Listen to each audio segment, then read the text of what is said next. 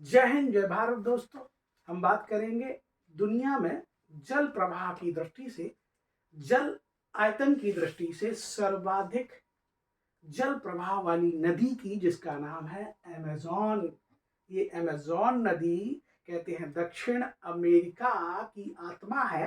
ध्यान रखना, इस अमेज़न नदी जिसकी शुरुआत पेरू से होती है, एंडीज पर्वत से पेरू से निकलती है अमेज़न नदी, और ये पेरू से होते हुए 8 देशों से अपवाह क्षेत्र, 8 देश इसके अपवाह क्षेत्र में आते हैं। इसकी कुल लंबाई 6400 किलोमीटर है, जो दुनिया में लंबाई की दृष्टि से नील नदी के बाद दूसरी नदी है। लेकिन कहते हैं इसकी कुल सहायक नदियां दाएं और बाएं से होते हुए लगभग 1100 नदियां इसमें आकर मिलती हैं। अर्थात दुनिया में सर्वाधिक सहायक नदियों वाली अगर कोई नदी है तो वो है अमेज़न। सर्वाधिक जल को प्रवाहित जो करती है, सर्वाधिक देशों में अपवाह क्षेत्र जिसका है, कुल 8 देशों में इसका अपवाह क्षेत्र है। इसके अपवाह क्षेत्र में पेरू भी है, आपका कोलंबिया भी है, वेनेजुएला भी है, गुयाना भी है, फ्रेंच गुयाना भी है,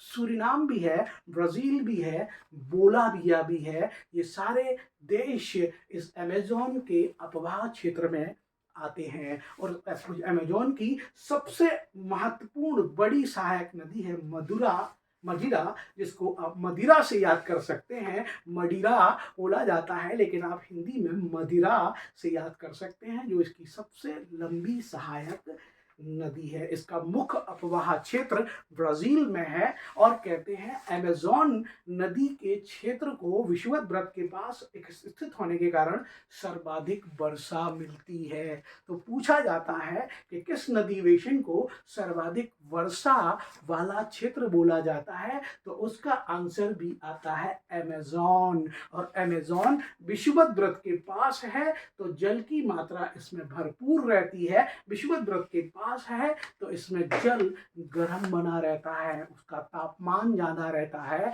इसलिए इसको बॉइलिंग रिवर भी कहा जाता है, थर्मल रिवर भी इसको बोला जाता है। हालांकि इसकी एक सहायक नदी जो है वो इससे भी कहीं ज्यादा गर्म रहती है। तो ये बॉइलिंग रिवर, ये थर्मल रिवर, ये किंग ऑफ वाटर, जल का राजा जिस नदी को कहा जाता है, कहते हैं वो रिवर ब्राजील में सेल्वोस विषुवतीय वर्षावनों को बनाती है।